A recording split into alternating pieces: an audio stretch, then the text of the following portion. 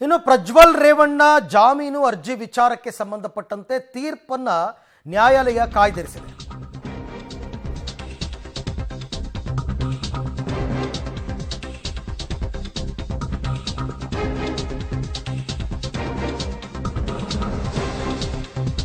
ಅರ್ಜಿಗಳ ಆದೇಶವನ್ನ ಕಾಯ್ದಿರಿಸಿದೆ ಹೈಕೋರ್ಟ್.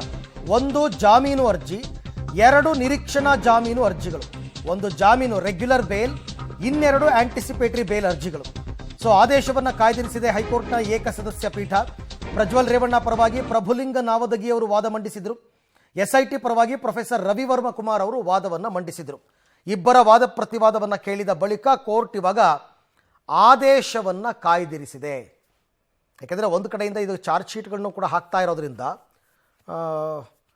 ಅದು ಕೂಡ ಆ ಅಂಶಗಳನ್ನು ಕೂಡ ಕೋರ್ಟ್ ಗಮನಕ್ಕೆ ತಂದಿರ್ತಾರೆ. ಹಾಗಾಗಿ ಈಗ ಸದ್ಯಕ್ಕೆ ತೀರ್ಪನ್ನು ಕಾಯ್ದಿರಿಸಿದೆ. ಜಸ್ಟಿಸ್ ಎಂ ನಾಗಪ್ರಸನ್ನ ಪೀಠದಲ್ಲಿ ಅರ್ಜಿಗಳ ವಿಚಾರಣೆ ನಡೀತು. ಈ ಬಗ್ಗೆ ಮತ್ತಷ್ಟು ಮಾಹಿತಿ ನನ್ನ ಕೊಲೀಗ್ ನರಸಿಂಹಮೂರ್ತಿ ಅವರಿಂದ ಪಡ್ಕೊಳ್ಳೋಣ. ಎಸ್ ಮೂರ್ತಿ, ಈಗ ಪ್ರಜ್ವಲ್ ರೇವಣ್ಣ ವಿಚಾರಕ್ಕೆ ಸಂಬಂಧಪಟ್ಟಂಗೆ ಇದು ಒಂದು ರೆಗ್ಯುಲರ್ ಬೇಲು, ಎರಡು ಆಂಟಿಸಿಪೇಟರಿ ಬೇಲ್, ಇದಿಷ್ಟೇ ಬಾಕಿ ಇರ್ತಕ್ಕಂಥದ್ದ ಹೇಗೆ? ನಿಜ ಅರವಿಂದ, ಪ್ರಜ್ವಲ್ ರೇವಣ್ಣ ತಮ್ಮ ವಕೀಲರ ಮೂಲಕ ಹೈಕೋರ್ಟ್ನಲ್ಲಿ ಜಾಮೀನಿಗಾಗಿ ಅರ್ಜಿಯನ್ನ ಸಲ್ಲಿಕೆ ಮಾಡಿಕೊಂಡಿದ್ರು.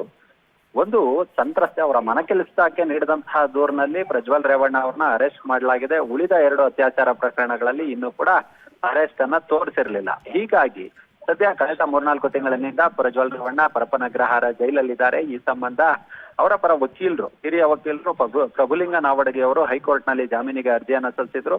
ಇವತ್ತು ಜಾಮೀನು ಅರ್ಜಿಯ ವಾದ ಪ್ರತಿವಾದ ಎರಡೂ ಕೂಡ ಮುಕ್ತಾಯವಾಗಿದೆ.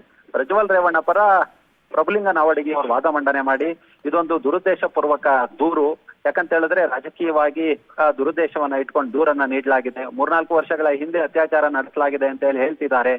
ಆಗ ಯಾಕೆ ಇವರು ದೂರನ್ನ ಕೊಡ್ಲಿಲ್ಲ, ಹೀಗಾಗಿ ಇಲ್ಲಿ ಜಾಮೀನನ್ನು ಕೊಡಬೇಕು ಅನ್ನೋ ನಿಟ್ಟಿನಲ್ಲಿ ವಾದ ಮಂಡನೆಯನ್ನ ಮಾಡಿದ್ರು. ಇದಕ್ಕೆ ಆಕ್ಷೇಪವನ್ನ ವ್ಯಕ್ತಪಡಿಸಿ ಪ್ರತಿವಾದವನ್ನ ಮಂಡನೆ ಮಾಡಿದ್ದಂತಹ SPP ಪರ ವಕೀಲರಾದಂತಹ ಪ್ರೊಫೆಸರ್ ರವಿವರ್ಮ ಕುಮಾರ್ ಅವರು ಇಲ್ಲಿ ಸಂತ್ರಸ್ತೆ ಭಯದಿಂದ ದೂರನ್ನ ಕೊಟ್ಟಿರ್ಲಿಲ್ಲ. ಯಾವಾಗ ಇವ್ರ ಮೇಲೆ FIR ದಾಖಲಾಯ್ತೋ ಇವರು ವಿದೇಶಕ್ಕೆ ಹಾರುವ ಕೆಲಸವನ್ನ ಮಾಡಿದ್ರು. ಈಗಾಗಲೇ ಅವರ ಮೊಬೈಲ್ ಅನ್ನ ತನಿಖೆಗಾಗಿ ಇನ್ನೂ ಕೂಡ ಕೊಟ್ಟಿಲ್ಲ, ಸಾಕ್ಷಿ ನಾಶವನ್ನ ಮಾಡಿದ್ದಾರೆ. ಜಾಮೀನನ್ನ ಕೊಟ್ಟಿದ್ದೇ ಆದಲ್ಲಿ ಇವರು ಹೊರಗಡೆ ಬಂದು ಸಾಕ್ಷಿಗಳ ಮೇಲೆ ಬೆದರಿಕೆಯನ್ನ ಹಾಕುವ ಸಂಭವವಿದೆ. ಹೀಗಾಗಿ ಬೇಲನ್ನ ಕೊಡಬಾರದು ಅನ್ನೋ ನಿಟ್ಟಿನಲ್ಲಿ ವಾದ ಮಂಡನೆಯನ್ನ ಕೂಡ ಮಾಡಿದ್ರು. ಇಬ್ಬರ ವಾದ ಪ್ರತಿವಾದವನ್ನ ಆಲಿಸಿದಂತಹ ಮಾನ್ಯ ನ್ಯಾಯಮೂರ್ತಿಗಳಾದಂತಹ ಎಂ ನಾಗಪ್ರಸನ್ನ ಅವರು ಇದೀಗ ಆದೇಶವನ್ನ ಕಾಯ್ದಿರಿಸಿದ್ದಾರೆ. ಅದು ಒಂದು ರೆಗ್ಯುಲರ್ ಜಾಮೀನಿನ ಅರ್ಜಿ, ಮತ್ತು ಬಾಕಿ ಉಳಿದಂತಹ ಎರಡು ಅದು ಆಂಟಿಸಿಪೇಟರಿ ಬೇಲ್ಗಾಗಿ ಸಲ್ಲಿಕೆ ಮಾಡಿದ್ದಂತಹ ಅರ್ಜಿಗಳು. ಓಕೆ, ಹಾಗೆ ಸಂಪರ್ಕದಲ್ಲಿದೆ ಮೂರ್ತಿ, ಮತ್ತೆ ನಿಮ್ಮ ಜೊತೆ ನಾನು ಮಾತನಾಡ್ತೀನಿ. ಇದು ಪ್ರಜ್ವಲ್ ರೇವಣ್ಣ ಅವರ ವಿಚಾರಕ್ಕೆ ಸಂಬಂಧಪಟ್ಟಂತೆ ನೋಡೋಣ ಯಾವಾಗ ತೀರ್ಪು ಬರುತ್ತೆ ಅಂತ.